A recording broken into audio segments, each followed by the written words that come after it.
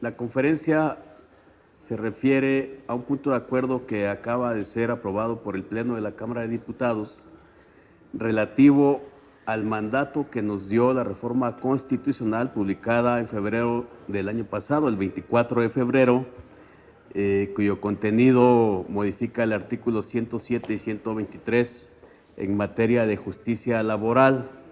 Y como se ha expuesto en tribuna por los diferentes grupos parlamentarios, es una reforma muy importante que modifica procedimientos, formas y en esencia yo señalaría algunos puntos así muy rápido. Desaparecen las juntas de conciliación y arbitraje como se conocen, que eran órganos tripartitas y ahora se está dejando en manos del Consejo de la Judicatura Federal la resolución de controversias individuales o colectivas de carácter laboral.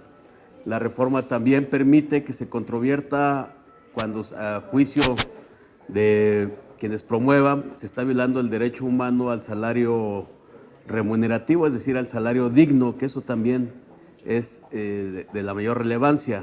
Se crea un solo órgano también a nivel central que registra lo que antes se conocía como la toma de nota, es decir, el registro de candidatos y también hay un seguimiento único a las controversias de este tipo desde este órgano que se pretende que tenga, y así se propone la reforma constitucional, autonomía.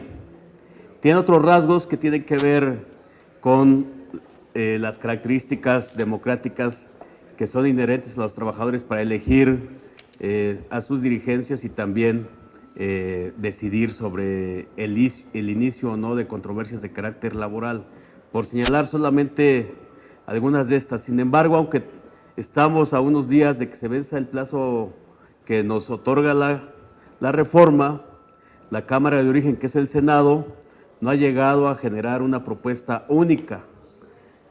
Hay, hasta donde sabemos, dos propuestas, una elaborada por dos senadores del PRI, pertenecientes a su rama sindical, y otra que elaboraron sindicatos aglutinados alrededor de la UNT, la Unión Nacional de Trabajadores, acompañadas por especialistas académicos, luchadores sociales, que son voces autorizadas en materia laboral.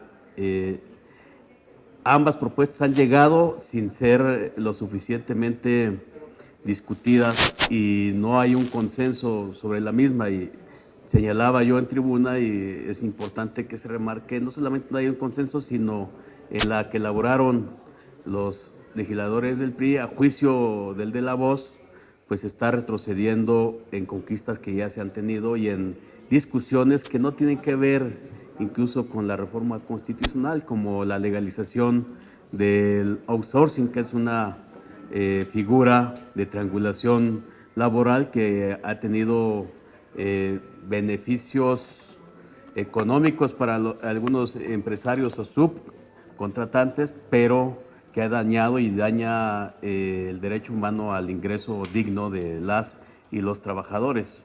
Entonces, sería un retroceso en este y otros aspectos. Por eso nosotros consideramos que esta reforma, por ser de esta magnitud, debe de hacerse, y así se aprobó en el Pleno de la Cámara de Diputados.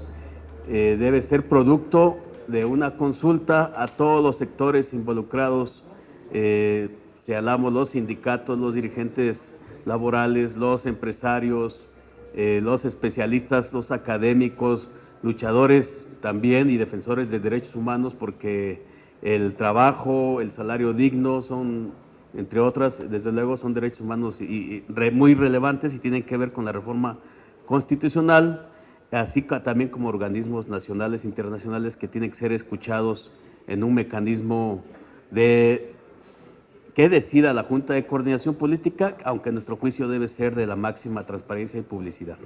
Le daré la palabra enseguida a José Luis Telles Ortega, que viene en representación de la UNT.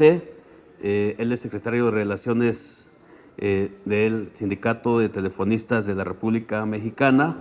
También agradeciendo en esta ocasión la presencia de mis compañeras y compañeros legisladores que, como les anunciaba, ponen en claridad que es la propuesta de un alto consenso, la diputada Norma Edith Martínez del Partido Encuentro Social, gracias por su compañía, el diputado Víctor Manuel Sánchez Orozco de Movimiento Ciudadano, el diputado Juan Romero de Morena, la diputada Minerva Hernández del Partido Acción Nacional y otros que están allá, pero que ya posicionaron a favor del punto de acuerdo. Le doy la palabra a José Luis Telles Ortega y para que él nos presente también a los demás compañeras y compañeros sindicalistas que nos acompañan.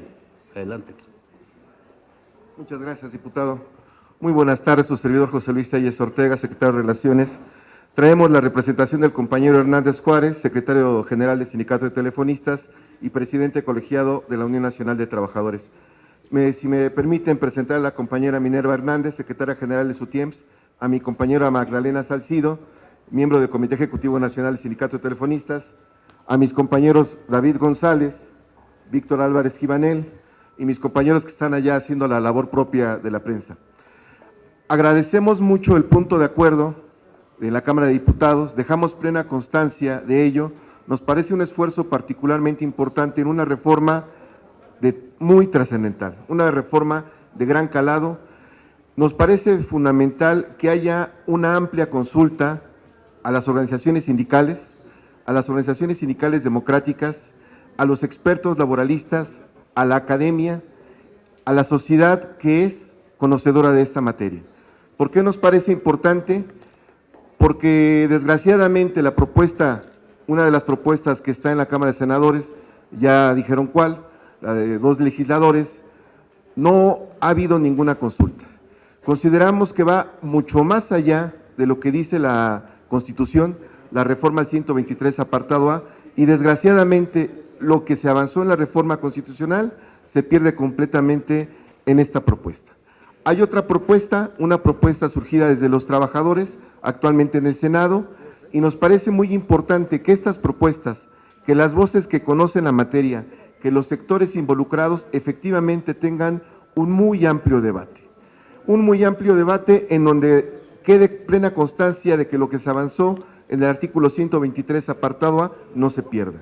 El voto libre y secreto, el fortalecimiento del sindicalismo democrático y desde luego que no se retroceda en la anulación del tripartismo. Un tripartismo que se está planteando además en versión 2.0, nos preocupa inclusive que el propio gobierno estaría en desventaja.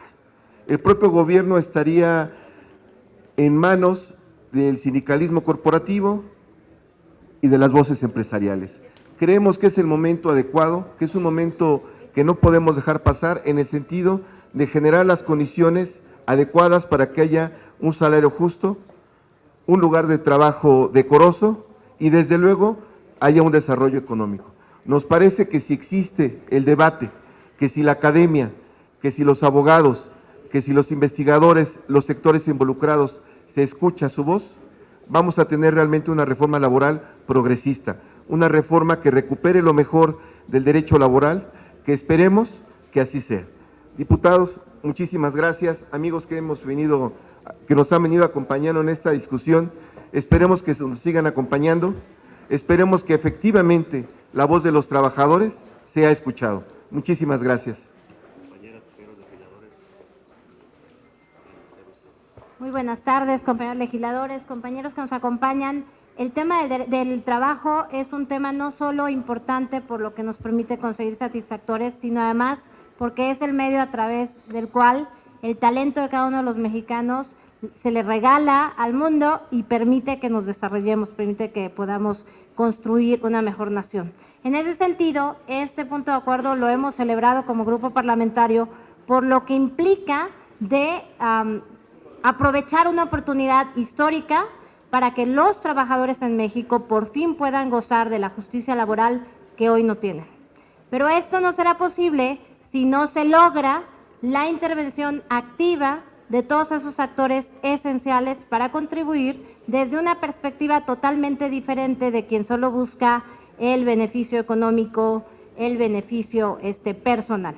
Necesitamos hoy más que nunca que todos estos actores contribuyan, que se reivindique la autoridad, hoy que no ha sido realmente justa, hoy que no ha sido realmente honesta con los trabajadores. Entonces, estamos, por supuesto que como grupo parlamentario, estamos totalmente respaldando esta propuesta. Haremos lo que sea necesario para hacerle llegar también a los senadores la necesidad de que esto sea una discusión que se abra y que se tome el tiempo necesario, no sobre tiempo, pero que tampoco se apresuren las cosas como hoy se quieren hacer para presentar una propuesta corta, una propuesta injusta y una propuesta pro-gubernamental. Es cuanto y gracias por estar aquí.